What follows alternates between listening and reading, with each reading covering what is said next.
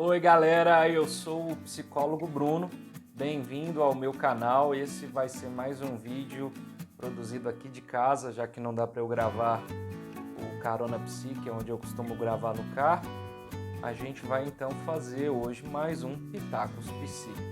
Hoje eu vou falar um pouquinho com vocês sobre uma questão que está me assustando, que está me deixando com medo, que está me deixando preocupado, que é justamente o processo de negação da ciência que a gente tem vivido com mais ênfase nesse período nosso em que a gente está vivendo.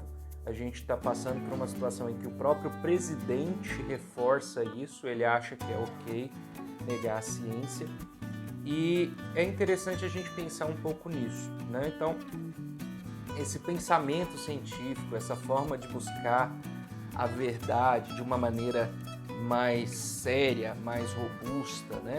Ela não começou agora, ela começou lá na Grécia Antiga com alguns filósofos, né? Então a gente já tinha lá Sócrates e Aristóteles fazendo algumas coisas nesse sentido, inclusive inspirando outros processos e outros pensadores ao longo do tempo. Mas é interessante a gente perceber que desde aquela época a gente tinha uma negação, um negacionismo aí nesse contexto, né? A gente tem aí filósofo condenado a beber veneno, né? Porque ele estava desvirtuando a juventude, né? E dentro desse processo a gente tem aí o surgimento do cristianismo, a gente tem uma dominação da igreja por muito tempo, e a gente entra na Idade das Trevas, né? Um monte de séculos em que a gente passou no obscurantismo, né? Vivendo à base do misticismo, morrendo de doenças básicas, simples, porque nada podia ser feito, nada podia ser pensado. Quem ousasse a pensar fora da caixa era condenado à fogueira, né? Então a gente tem aí um contexto bem pesado, inclusive. E aí a gente tem, no fim dessa era das trevas, né, a gente tem o surgimento de uma nova ciência, de um novo modelo de ciência. E o principal nome nesse contexto é Galileu, né? Ele morreu em 1642, ele é aí talvez, né, o pai da ciência moderna para muitos. Ele buscava uma lei geral para explicar tudo, né, através principalmente da matemática. Ele tem um posicionamento que gera inclusive problema para ele, né, porque naquela época o que ele afirmou era muito grave, que era o heliocentrismo, né, que a Terra não é o centro do universo, que todos os planetas giram em torno do Sol e o Sol é o centro. E isso gerou uma confusão tremenda, né? E ele quase foi um dos que foram aí queimados em fogueira, justamente por causa desse processo, né? De negar o terraplanismo e de negar que a Terra é o centro do universo. Então veja bem, a gente tem lá em 1600 e bolinha, Galileu já mostrando que a Terra não era plana e que a Terra girava em torno do Sol. A gente tem outros pensadores antes dele que já propunham e falaram disso, né? Mas ele vem de forma mais incisiva, ele contra todos, inclusive, né? E ele gera aí um processo de perseguição, inclusive, contra ele, porque ele estava negando Deus, negando a criação e tudo mais, né? E a gente hoje, em pleno século XXI, com internet, com satélite, com um telescópio e tudo mais, a gente continua tendo pessoas que ainda estão presos nesse século XV, século XVI, século XVII, acreditando que a Terra é plana, que o Sol gira em torno da Terra e tudo mais. Inclusive gente que orienta o presidente, gente que é o círculo intelectual do presidente, né, fazendo esse tipo de afirmação, né? E a gente vai aí perceber o quão absurdo é isso e o quanto isso tem ficado em evidência, né? A gente está com uma galera louca propondo a existência de uma terra plana, né? Apesar de não ter nenhuma evidência disso. E fazer afirmação sem evidência é a coisa mais comum para essa galera, né? O astrólogo lá dos Estados Unidos que é tão patriota que não quer voltar para o Brasil, né? E tem um bando de imbecil defendendo ele, já fez a afirmação de que a Pepsi era feita com fetos, né? E que não faz o menor sentido. Ele é um dos que fala que não tem nada contra, que nunca achou nada que refutasse a teoria da Terra plana. Como assim nunca achou nada contra? A gente até engasga de perceber o quanto isso é absurdo, né?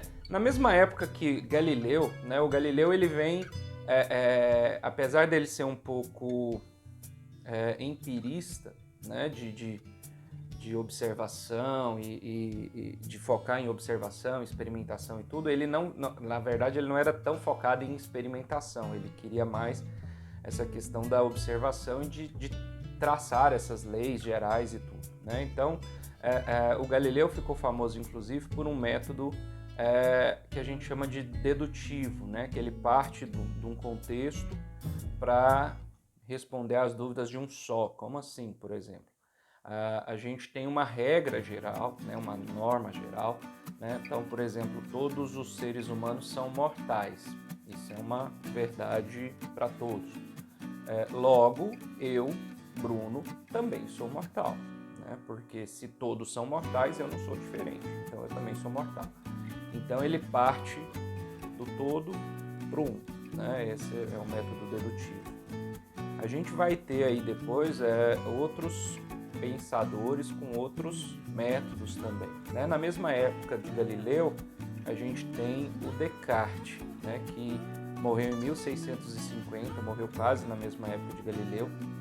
E ele também tinha uma visão de que todos os eventos da natureza poderiam ser expressos através de leis matemáticas, né? Então, não à toa que a gente estuda muita teoria do Descartes nas disciplinas de matemática até hoje, né? E é interessante que ele tem aí um processo diferente do Galileu, por outro lado, que é o do racionalismo. Descartes ele parte do uso da razão, que o nosso conhecimento ele precisa passar pela razão, que ele não pode só pensar na observação e na experimentação, porque os nossos sentidos podem nos enganar, inclusive, né? Então, se você pode perceber isso facilmente. Se você está num asfalto muito quente, você consegue ver uma miragem em cima do asfalto, né? E isso, seus sentidos podem estar te enganando, né? Então o Descartes ele traz algumas regras cartesianas, né, para esse novo modelo de busca pelo conhecimento pela ciência, e ele traz algumas coisas que servem de, olha lá, em 1600 e bolinha, para a gente até hoje. Primeiro, nunca aceitar nada como verdade absoluta. Isso não acontece no caso dos bolsonaristas. Então eles aceitam tudo que é dito para eles, principalmente pelo astrólogo psicótico lá, como verdade absoluta, né?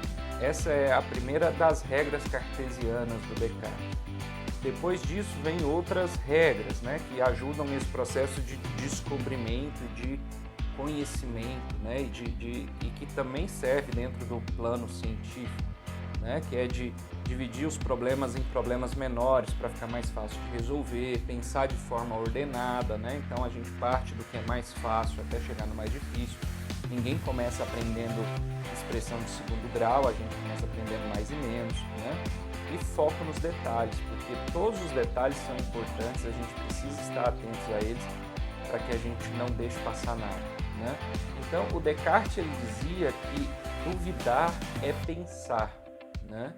Ele é o autor daquela frase famosa que muita gente compartilha na internet, né, que fala que eu penso, logo eu existo, né? Então, uma prova de que a gente existe é justamente a capacidade de pensar. E duvidar das coisas é talvez a nossa principal característica como pensadores, como seres humanos, né? Então a gente nunca pode aceitar nada imposto como verdade, né? Então nada do que o presidente, ou que ex-presidente, ou que qualquer pessoa fale, a gente nunca deve aceitar isso como verdade absoluta. Isso é uma premissa da ciência. A ciência não trabalha com verdade absoluta, né? Tanto é que uma pesquisa sobre a cloroquina aí foi revista justamente por isso, porque a gente não trabalha com verdade absoluta na ciência, a gente não trabalha com dogmas, né? Então tudo pode ser questionado, pode ser revisto. Esse é talvez a principal característica e diferença da ciência, é buscar um conhecimento, buscar uma verdade, né? Buscar uma explicação de como as coisas funcionam de maneira coordenada, de maneira controlada, de maneira experimental, de maneira que possa ser reproduzida por pares, por outras pessoas, possa ser inclusive contestada e criticada, se for o caso, né? Então, dentro desse outro contexto, a gente tem um outro pensador também da mesma época, né, que morreu um pouquinho antes, na verdade, que foi o Francis Bacon, que ele é outro dos pais da ciência. Ele também era empirista como Galileu, né? Ele também focava nessa questão da generalização, da pesquisa, das experiências, né? Dos sentidos e tudo mais. Ele falava, inclusive, que a ciência ela tinha que ser usada para melhorar o mundo. O conhecimento científico, né, o desenvolvimento científico, ele é feito para melhorar o mundo. E a gente usa isso até hoje, né? Nossas pesquisas, todos nós que somos pesquisadores, que trabalhamos em universidade, a primeira coisa que a gente decide, né, por seguir adiante numa pesquisa é como essa pesquisa vai melhorar a vida da nossa população, né? Então essa é uma premissa que ainda é válida, né? É melhorar a vida das pessoas, é fazer a vida nossa, fazer a nossa sociedade ser melhor. Isso é ciência, né? Então a ciência ela não tem a intenção de dominar ninguém, ela tem a intenção de melhorar tudo para todos, né? Então o Francis Bacon, ao contrário do Galileu que partiu do método da dedução, do geral para um só, o Francis Bacon ele trabalha com a generalização, né? Então ele parte de observar vários, né, individuais para generalizar naquele contexto, que é o que a gente chama de método indutivo, né? Que é partir de um para o todo, né? Então, se um periquito tem bico, um papagaio tem bico, um tucano tem bico, um pardal tem bico, logo todas as aves que têm penas, né, que têm o mesmo formato, o mesmo tipo de estrutura, vão ter bicos, né? Então ele parte da observação de vários para generalizar. É um pouquinho diferente do processo do Galileu, né? Mas o Francis Bacon ele traz algumas coisas mais interessantes, né? Ele não nega os outros métodos, mas ele questiona eles, né? Porque o racionalismo ele pode ser, se a gente baseia toda a busca do conhecimento somente nas ideias, nos nossos pensamentos, nas coisas da nossa cabeça, a gente pode ficar atraído por essas ideias e a gente pode trabalhar de maneira a induzir que nossas pesquisas confirmem isso, né? E ele fala inclusive de Aristóteles nesse contexto. E aí é interessante, né, porque ele traz justamente uma questão que a gente está vendo acontecer bastante agora, que é crenças não substituem fatos, né? Então, por exemplo, a gente tem um bando de animal seguindo o presidente aí nessa cloroquina tour aí, né? E eles vêm com esse discurso de que eles acreditam que funciona e tudo mais. Acreditar que a cloroquina funciona não vai fazer ela funcionar. Assim como a fosfoetanolamina, que o Bolsonaro também defendeu bastante como um remédio que curava câncer e que depois várias pesquisas mostraram que não curava nada, né? E ele já tinha criado um caos e levado um monte de gente a sofrimento, a buscar esse remédio, né, na hora do desespero. Assim como acreditar que aquele remédio era a cura do câncer, não fez ele curar câncer, né? E aí a gente entra no contexto de efeito placebo, que eu não vou discutir aqui, isso é um tema para um outro vídeo, que é um tema grande, né? Mas a gente está falando do remédio como um todo, né? Efeito placebo é uma outra coisa. Então, o que acontece? Só acreditar não vai fazer aquilo ser verdade, né? Então, a gente tem aí um contexto, né, de que os estudos eles devem ser objetivos, diretos, eles devem ser baseados em experimentação, né, e eles devem trazer esses resultados. Então a gente deve trabalhar assim, é assim que a ciência trabalha. A ciência não trabalha baseada em opinião, a ciência não trabalha baseada em vontade. O presidente queria que alterasse a bula da cloroquina para que ela passasse a curar a coronavírus.